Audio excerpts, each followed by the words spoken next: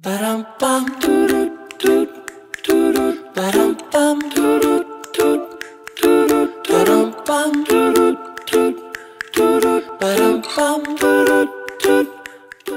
Oi gente, tudo bem? Hoje nós estamos aqui com Estênio Marques e vamos falar sobre um assunto muito importante, Setembro Amarelo.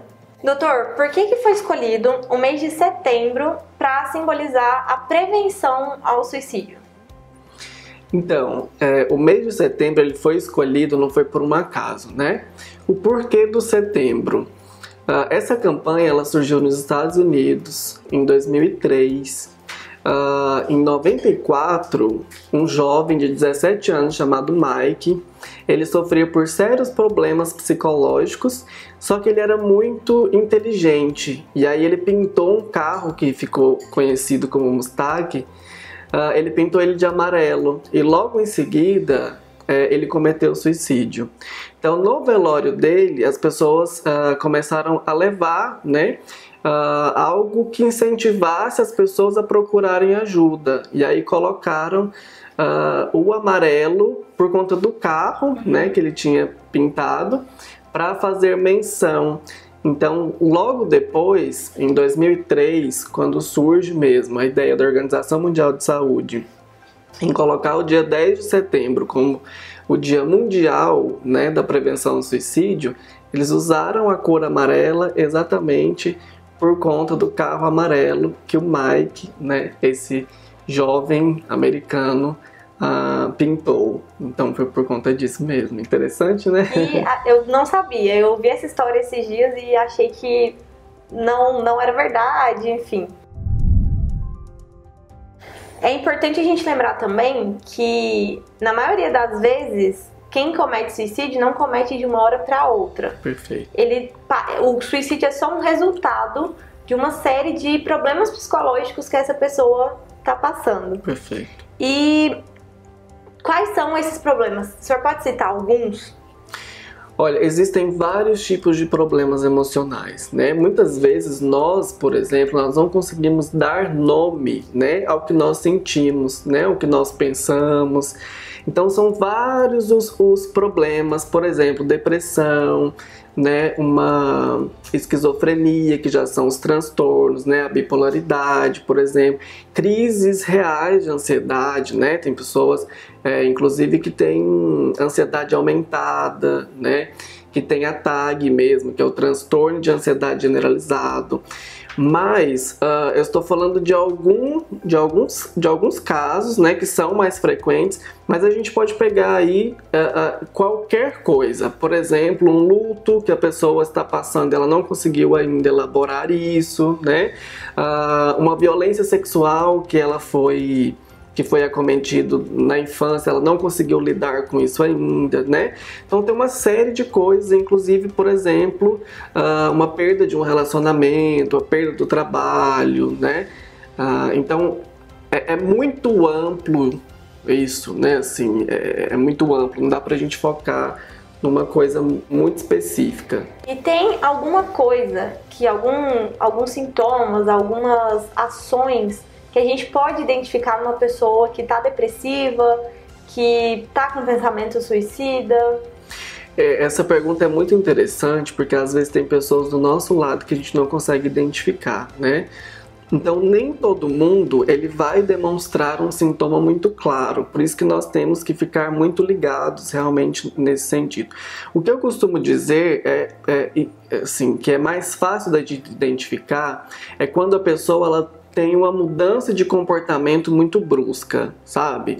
Quando a pessoa, por exemplo, é mais agitada, quando ela é mais enérgica, de repente ela não quer mais sair de casa, ela quer ficar trancada no quarto o tempo todo, ela já não consegue mais se relacionar com o outro, né?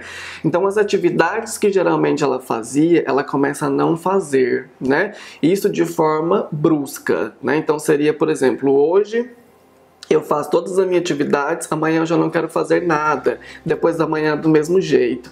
Então aí a gente começa a entender que pode estar acontecendo alguma coisa. Então é o pisca-alerta que a gente precisa ligar. Por exemplo, aquelas pessoas calmas que do nada ficam muito irritadas, né? Enfim, então acho que são... a gente fala, é bipolar. Isso, né? Exatamente. Então acho que são eventos pontuais de comportamentos muito bruscos, tá? Claro, tem vários outros indícios, por exemplo, a pessoa que ela deve alguma coisa e ela vai lá e paga tudo aquilo sem necessitar pagar aquilo naquele momento, né? Como se ela tivesse já querendo não ter mais dívida, não deixar essa dívida para o outro. Isso, deixar tudo resolvido, né? E o que nós, enquanto sociedade, podemos fazer para ajudar essas pessoas e ajudar na prevenção, no combate do suicídio? Perfeito. Eu acho que a primeira coisa que nós precisamos nos ater de fato, é algo que a gente fala muito, mas no dia a dia a gente quase não coloca em prática, né? Que é empatia, né? O que significa isso? Se colocar no lugar do outro, né? O que é isso? É olhar para o outro e perceber que a dor dele é real, é dele, né? Então o que eu posso fazer? Primeira coisa é acolher essa dor dele, né? É deixar com que ele fique tranquilo, como se tivesse alguém que ele pudesse contar, né? Porque geralmente essas pessoas elas não querem dizer sobre os seus problemas porque acreditam que esses problemas são pequenos demais para o outro, né? Ou que o outro não vai dar real importância para essa dor, para esse problema, né? Então a primeira coisa é isso, é acolher, é escutar, né? É tentar colocar para essa pessoa, de certa forma, que ela está seguro, que alguém importa com ela, né? E não mais que isso, mais importante, é entender que se de fato ela já estiver com algum pensamento, né, suicida, é procurar a rede de apoio dessa pessoa, né? É poder realmente quebrar o sigilo, inclusive de dizer para ele também, né, dessa importância e orientar as pessoas que estão próximas a estarem cada vez mais próximas, tá? E o que a pessoa, por exemplo, o senhor já até me falou que é difícil uma pessoa que está em depressão, que tem pensado em suicídio, ela identificar isso. Ela identificar que ela precisa de ajuda. Mas caso ela perceba, o que ela deve fazer? Qual é o primeiro passo que ela deve dar?